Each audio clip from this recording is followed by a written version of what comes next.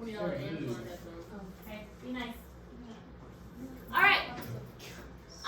So we are getting close to the end of our body systems unit.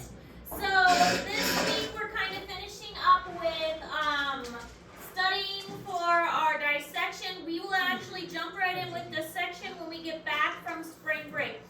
Okay, so next week is spring break. We don't have school that Monday we come back, do we? No. Okay, so we come back to a Tuesday, right? Yeah? Okay, that's what I thought. So that Tuesday when we come back, we will start in with dissecting. So we'll dissect 2 to 3 days, at least 2 days, and we'll kind of see how it goes. And then we will have our dissection test. Now, if you miss the test, that's okay, because there is a way, I have a test that is a makeup test that is a series of pictures. But if you miss the dissection, that is also okay. However, what you need to do if you miss the dissection is you need to watch videos of a dissection, or you need to look at actual pictures. Now, the assignments that we're doing is helpful, but it's not an actual dissection. So you would need to watch videos, or you would need to look at pictures. Yes? You should postpone it till Thursday. Why? Postpone it. Like the dissection? Yeah. No. Gosh. Oh, because you're not going to be here, I'm assuming? No. We just build our lives around your schedule, AJ. Yeah, come on. It's not about you. Because we need to continue on to our next topic, and I can't push it off anymore. I'm already pushing it back because of spring break, and I would rather start doing the dissection this week, but I'm already pushing it back further than I would like, so I don't want to push it back anymore. That's what I wish my mom was. I don't want to push it back any further than I already have. Because ideally, I would like to dissect this week, like Thursday and Friday, and I would like to have the test like next Monday, but obviously, or next Tuesday, but obviously that's not going to happen, so I'm already pushing it back farther than I would like, because spring break kind of threw a wrench in things, so I don't want to push back any further. So that's kind of what we're looking at. And then shortly after we do the dissection test, we're going to have the lecture test. Yeah, I was up till 1. So just kind of keep in mind that the 2 tests are going to come pretty quickly when we get back from spring break. So now is not the time to forget everything that you have learned. So this is kind of wrapping up our notes. We are obviously not covering all the systems. We are not going into the endocrine system very much. We have very briefly talked about the lymphatic system, but we are finishing up with the reproductive system today.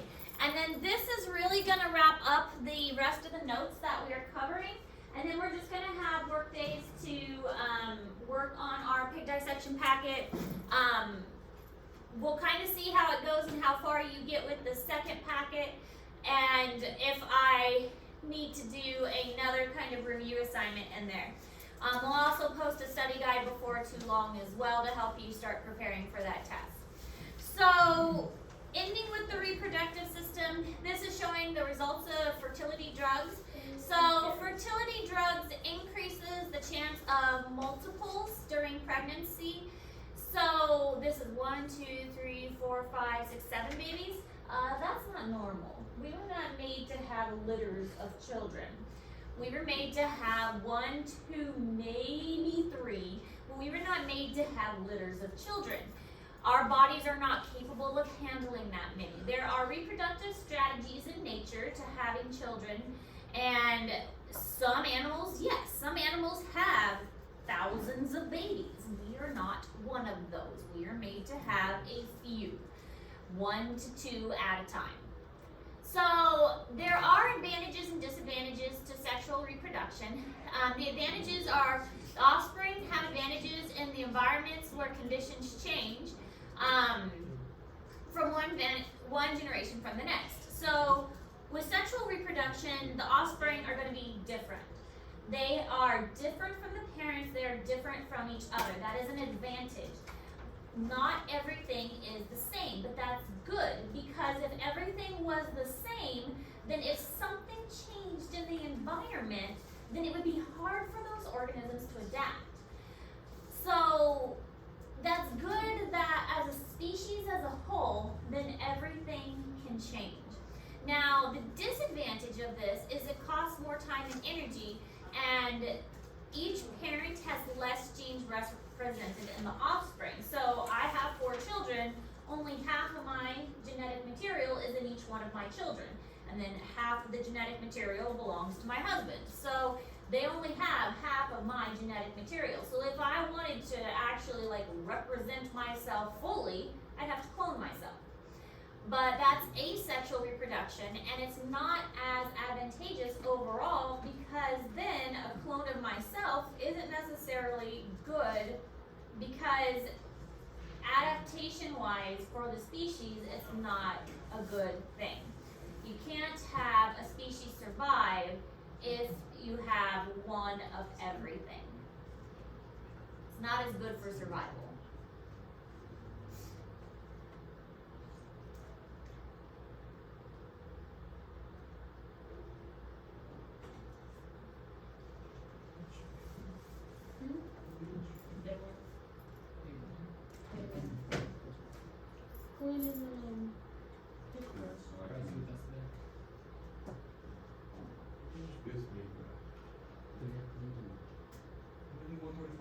Press, they don't do me. We do 135 too. At the end.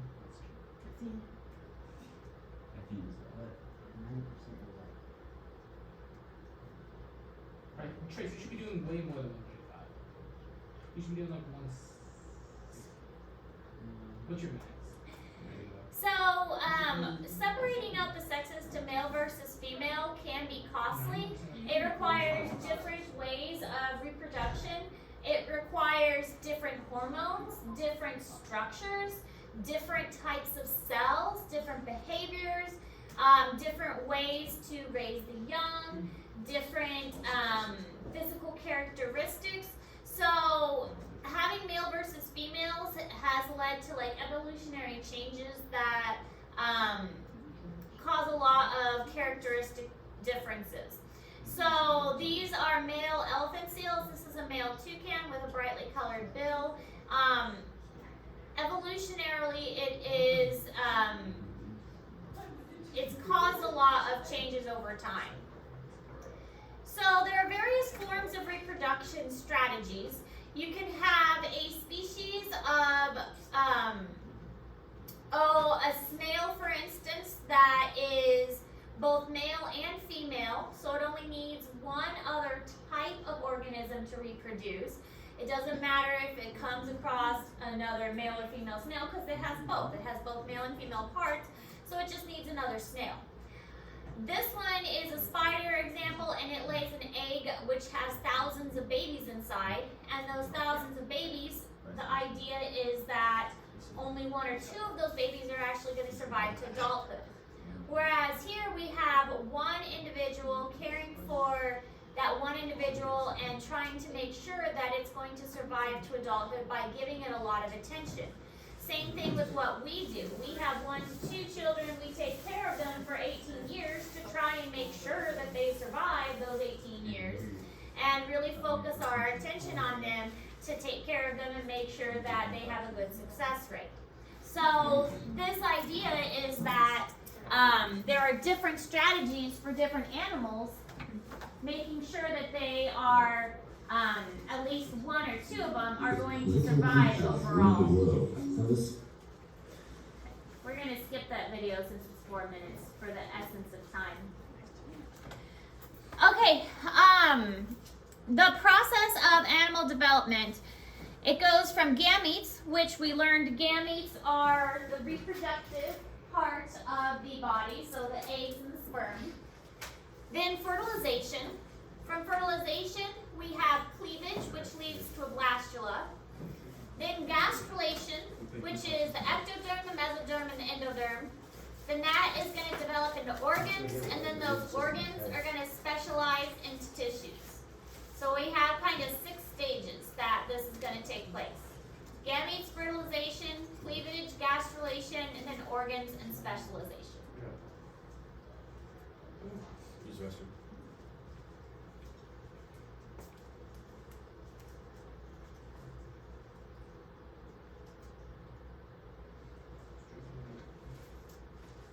Already does.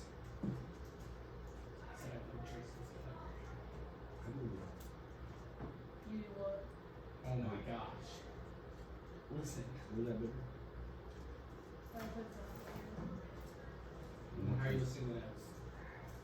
You want Trace with a lot of it. Yes. Yeah. How'd you get last? It's interesting library. We should just kick him out of the school forever. Not very nice, you guys. He's just gonna end up on the side of the road anyway. Terrible. I don't think you were letting me do anything for yourself. No. Trace is gonna like live with Aiden for the rest of his life. No, not happening. I can barely go to school.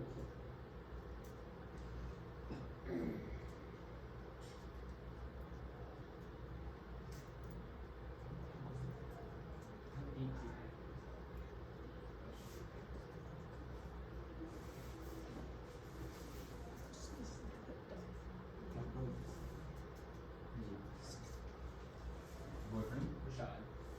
What's that club hour?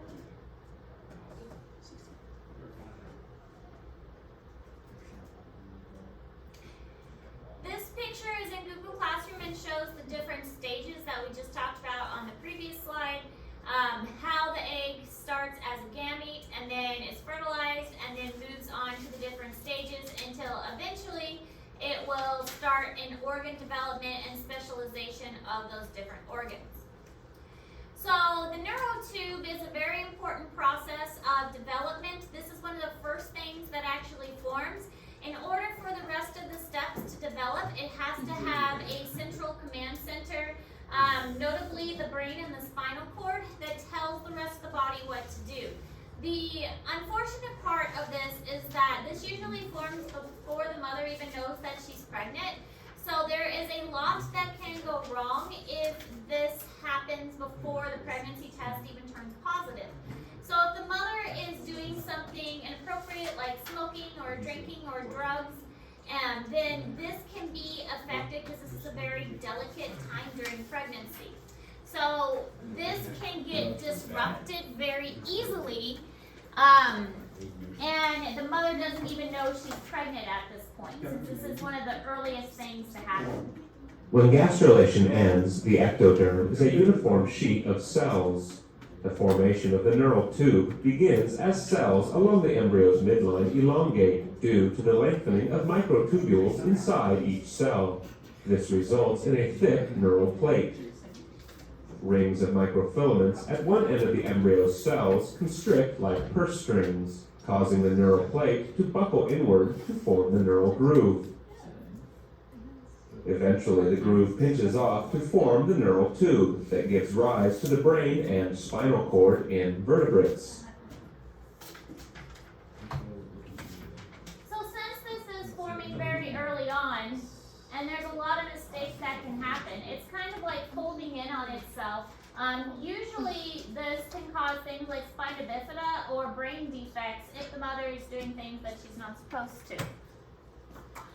So the human reproductive system overall is made up of a series of parts, specifically called gonads. These are the reproductive parts that contain the gametes and the organs necessary to help the reproductive process.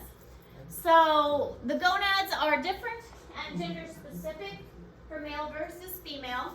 And they contain a lot of the sex hormones as well that give the secondary sexual characteristics that give males and females their specific appearances.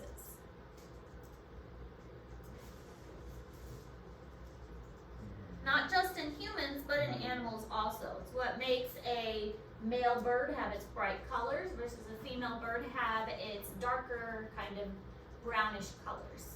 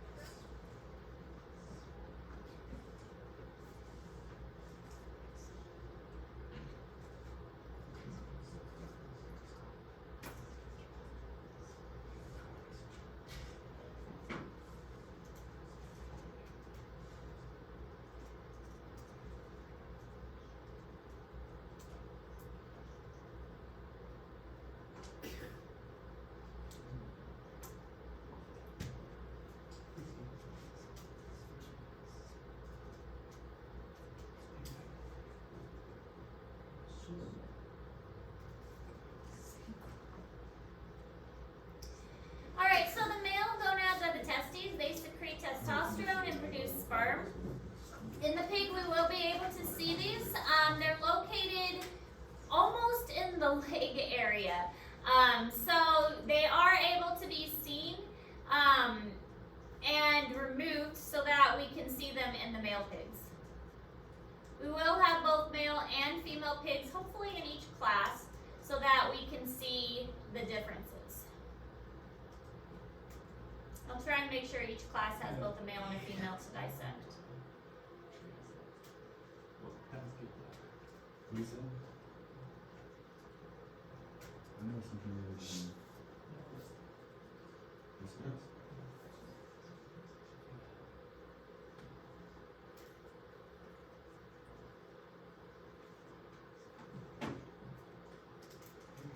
Alright, so this picture's in Google Classroom, the basic male reproductive system. So we will be able to see the testes and the epididymis. The epididymis basically stores the sperm. The bladder is found along the umbilical cord in the pig. The urethra, we typically won't be able to see. The ureter, it will be obvious. The prostrate gland, we won't be able to see either in the pig. The penis of the pig will be along the umbilical cord as well, so that one's not too easy to see either. Now in the female, they have the gonads are the ovaries, and that's what's going to produce the oocytes, which are the basically the eggs of the female.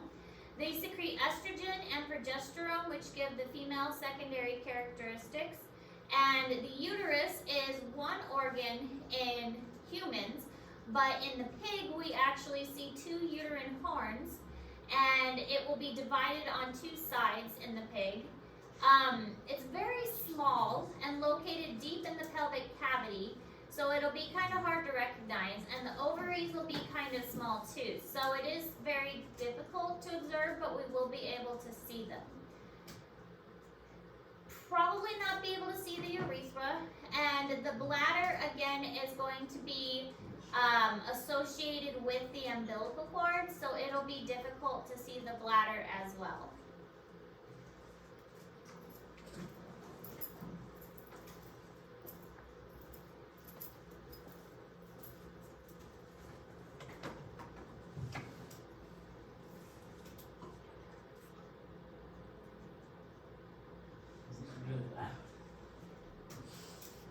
Early in the menstrual cycle, follicle-stimulating hormone stimulates follicles to begin growing, and one becomes dominant. It increases in size, more cell layers form around it, and it begins to secrete estrogen. It is now called a secondary follicle. About 8 hours before ovulation, the oocyte completes meiosis I and undergoes unequal cytoplasmic division. A large secondary oocyte and a smaller polar body form. Both are haploid. During ovulation, a surge in luteinizing hormone production triggers cellular contractions that make the fluid-filled follicle balloon outward from the ovary and rupture. The fluid escapes, carrying the secondary oocyte and the first polar body with it. The cells left behind in the follicle differentiate into a glandular structure called a corpus luteum. The corpus luteum secretes progesterone and some estrogen. If the secondary oocyte does not become fertilized and implanted in the uterine wall, the corpus luteum persists for about 12 days and then degenerates, and the cycle starts again.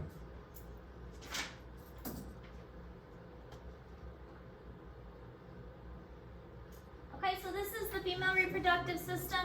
Again, when we look at the pig, we'll be able to see a lot of these structures. But on the pig, there are 2 uterine horns. There's only 1 uterus in humans. We have ovaries. The ovaries are very, very small in the pig, and we won't be able to really see the urethra. The bladder is associated with the umbilical cord, and same with the vaginal canal. That's also with the umbilical cord, so we won't be able to see that very well.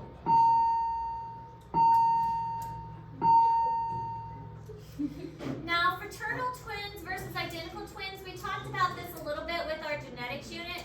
Fraternal twins is when you have 2 eggs that are released at the same time, and the sperm. In this case, they are genetically different. They are not the same. 2 eggs, 2 sperm, 2 different sets of genetic material.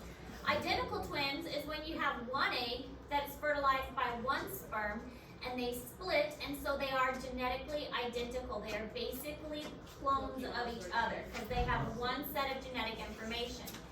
This is what happens when you have conjoined twins. It's when you have that 1 egg, 1 sperm, and they don't split all the way, and so they remain attached at some point, and that's what conjoined twins are.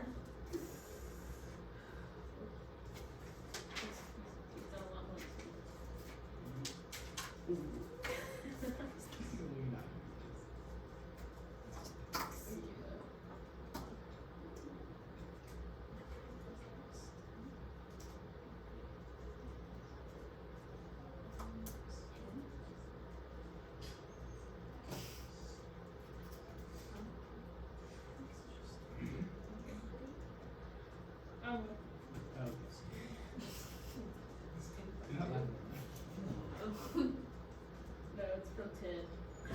In the improv club.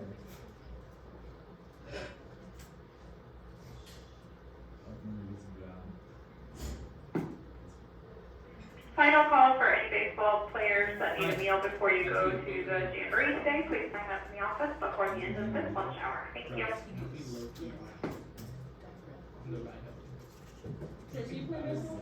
My soccer teacher just wrote on the 5 because his sister was standing over me. Okay, so here's fraternal versus identical twins. The first one is identical, 1 sperm, 1 egg, splitting into 2. Second one is fraternal, which is 2 sperms, 2 egg, developing individually. Fertilization usually occurs in the oviduct, so it does not occur in the uterus, which means that the egg has just been released into the oviduct, and which is the tube, and then the sperm have to travel all the way up into the tube in order for fertilization to take place. When the cleavage first starts and the egg starts to divide, that's called a blastocyst, and that's the first part of the fertilization process when the cell first starts to divide. The blastocyst is going to implant itself into the uterine wall, so that means that the egg is fertilized and already dividing before it even makes its way to the uterus.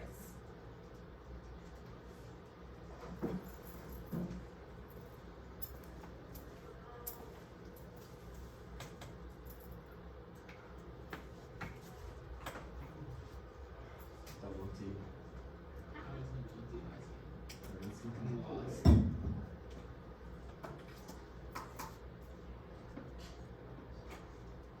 Recall that ovulation released a secondary oocyte and first polar body, enclosed within a non-cellular zona pellucida and remnants of the follicle. If sperm meet up with such an oocyte, they surround it and release digestive enzymes that clear a path through the zona pellucida. Although many sperm get this far, usually only one penetrates the secondary oocyte. Inside the oocyte's cytoplasm, the sperm degenerates until only its nucleus and centrioles remain. Penetration induces the secondary oocyte to finish meiosis. There are now 3 polar bodies and a mature ovum, or egg. The sperm nucleus and egg nucleus fuse. At fusion, fertilization is over. The diploid zygote has formed and development will begin.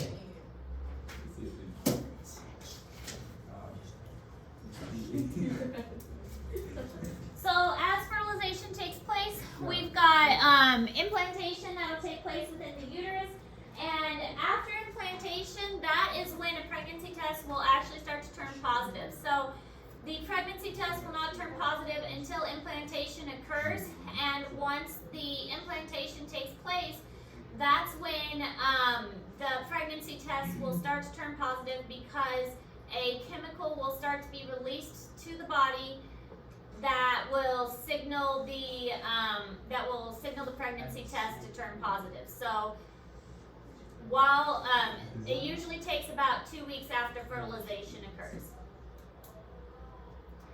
So then we have this ectoderm, mesoderm, and endoderm, these 3 original layers. And this is where the different types of tissues arise from. The outer layer, the ectoderm, gives rise to the epidermis, which is the skin and the nervous tissue. The mesoderm gives rise to connective tissue, which will also have skeleton, cardiac, smooth muscle, bone cartilage, and blood vessels, and the reproductive tract. The endoderm is the lining of the gut, the respiratory tract, and the other organs that come from those linings. So those three original layers will give rise to the rest of the important structures of the body. So really on in development is that neural tube, and this is what I kind of mentioned before. The neural tube is the first thing to form, and it's going to give rise to the brain and the spinal cord. If it doesn't fold correctly or seal correctly, then this is going to cause issues such as spina bifida or brain deformities. And again, the reason that this can be so severe is that this happens before the mother even knows she's pregnant. And one of the things that can be a significant factor in this is something called folic acid. Folic acid is lacking in a lot of mothers' diets, and if the mother doesn't get enough folic acid early on in pregnancy, then that can cause a lot of neural tube defects. Folic acid is in high quantities in a lot of prenatal vitamins, and so if a woman is trying to get pregnant, then they suggest that the woman goes on prenatal vitamins early on so that she can have a buildup of folic acid in her system to prevent these neural tube defects. But if a person finds out that she's pregnant, then a lot of times they are fine, but sometimes they will have neural tube defects because they were folic acid deficient. Somites are paired bumps of the mesoderm, which will develop into skeletal muscle, bones, and dermis of the skin later on. So these are like little bumps. We'll see a picture of them in a moment that will develop into other things later on as the baby progresses.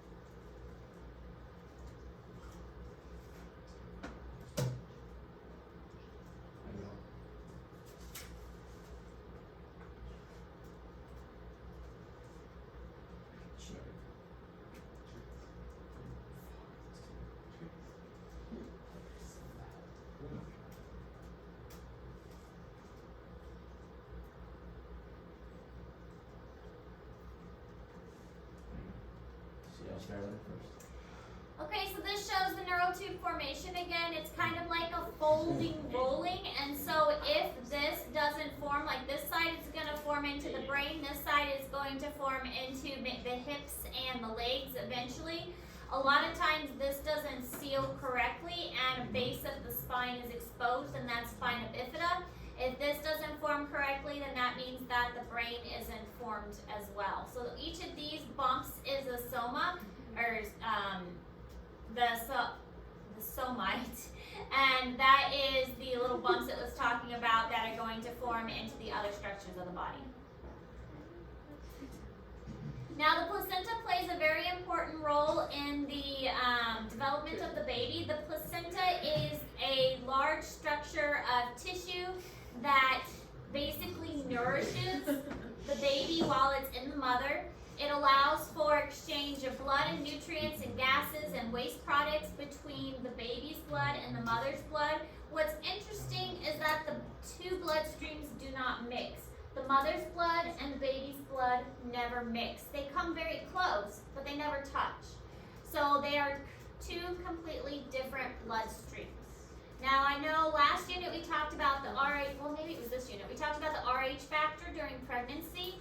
That's why the RH factor during pregnancy doesn't matter right away, and the shot doesn't need to be administered until about 20 weeks into pregnancy, because because the two bloodstreams do not mix until the baby is old enough to actually even have a bloodstream, because the placenta keeps the blood separate.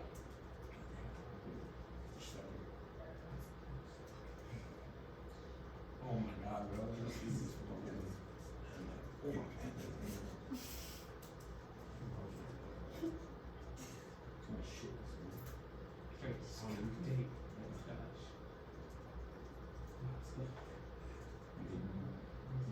What?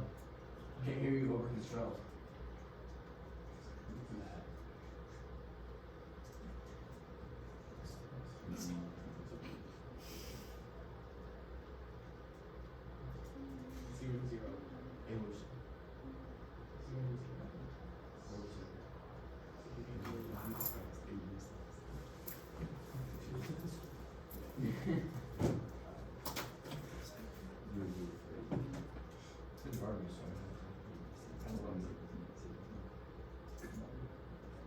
All the materials required for human growth and development are supplied by the placenta.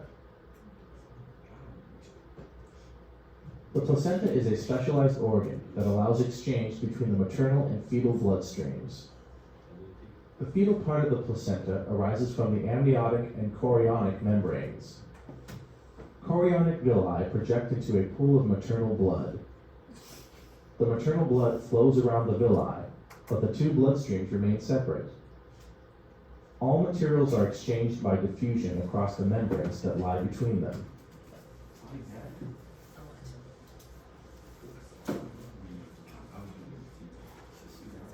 So this shows the picture of the placenta and how the two blood flows come very close, but they are not actually touching.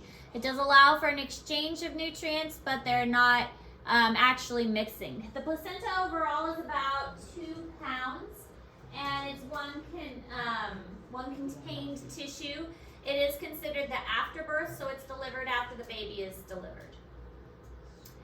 This is what the baby looks like 4 weeks from, and then about 5 to 6 weeks. So it has quite a significant growth from the 4-week mark to the 5 to 6 week mark.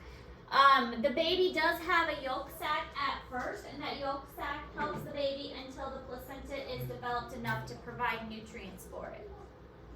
But the yolk sac goes away once the baby has a placenta that can help it. So this is what it continues to look like. It does have a heart. The heart starts beating as early as 4 weeks. It can be seen on an ultrasound as early as 5 to 6 weeks as beating. So here, this one is about 5 to 6 weeks in pregnancy, and it looks kind of human-like. It still has a little tail, kind of like a big brain, so kind of alien-ish.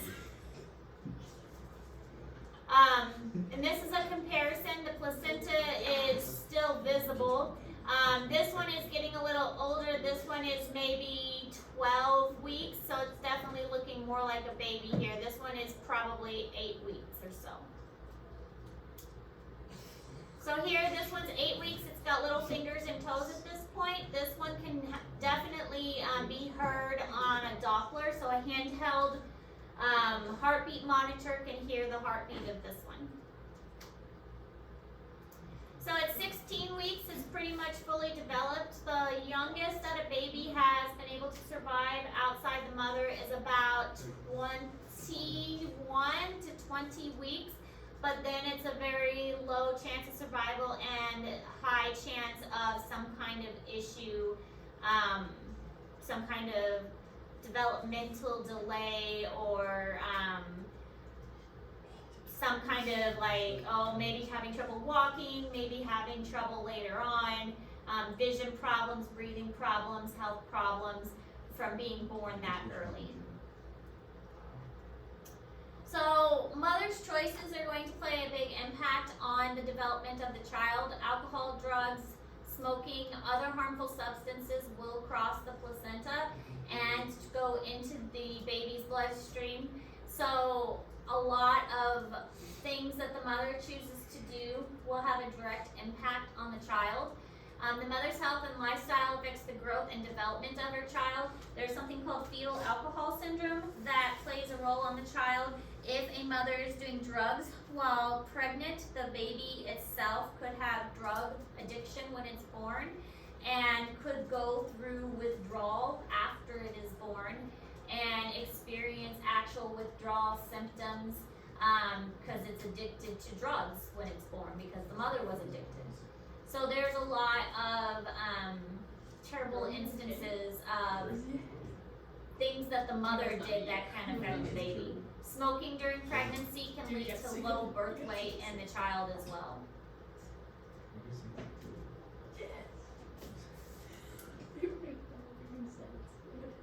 That's just. There's something called gestational diabetes. If the mother has gestational diabetes, then there's a risk of her child being too large and difficult delivery that way. All women are tested for gestational diabetes at around 24 weeks of pregnancy. You have to drink this terrible tasting drink. Actually, I didn't think it was too terrible. It's like a really strong Kool-Aid or fruit punch. But you have to drink it really fast. Like within 5 minutes.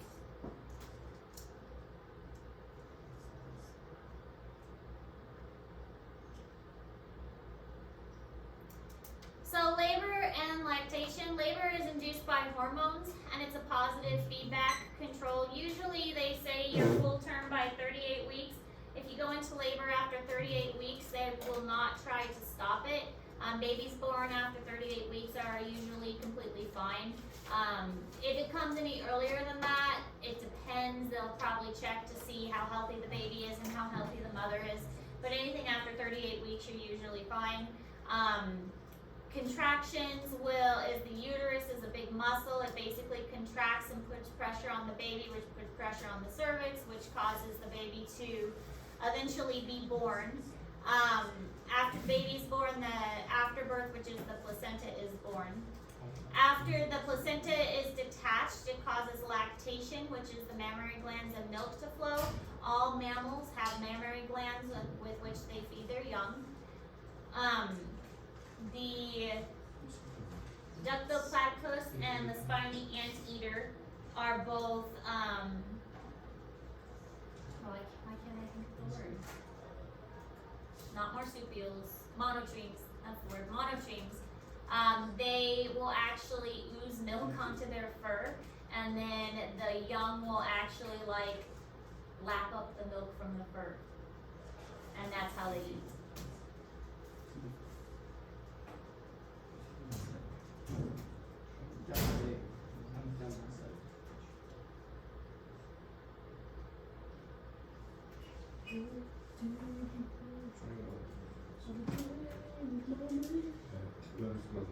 Now, we already kind of talked about telomeres when we talked about genetics and the programmed death idea, that there's a genetically limited number of times with cell division, and each time our cell divides, the telomeres get shorter and shorter. So this is the idea that we have a certain lifespan limit, and as the telomeres get shorter, our cells can only divide so many times.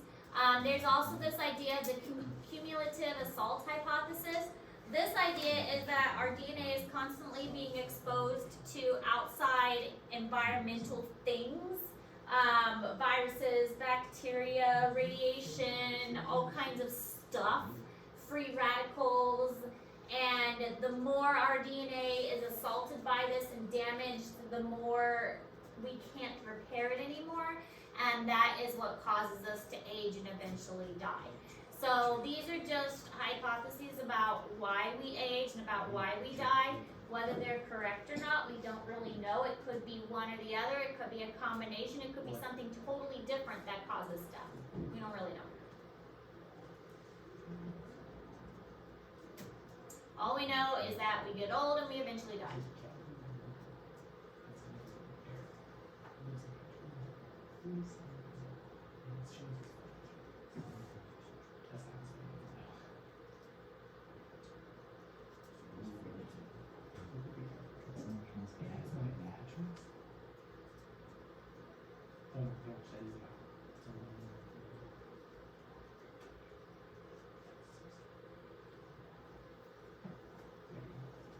No, wait, that's all about that. You got some percent.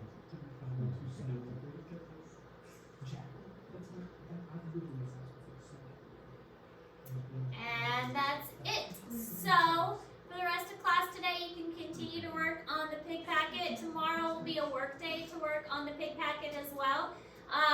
Then Wednesday, Thursday, we'll kind of see where we're at with those pig packets, the pig packet number 2.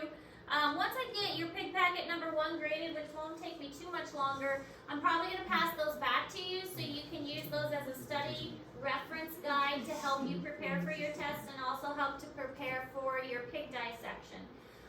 So I'll try and get those back to you as soon as I get those graded. But remember, you will have a sub tomorrow since I will be gone, but I will be back on Wednesday. Questions? Okay. If you have questions, let me know. Ask questions.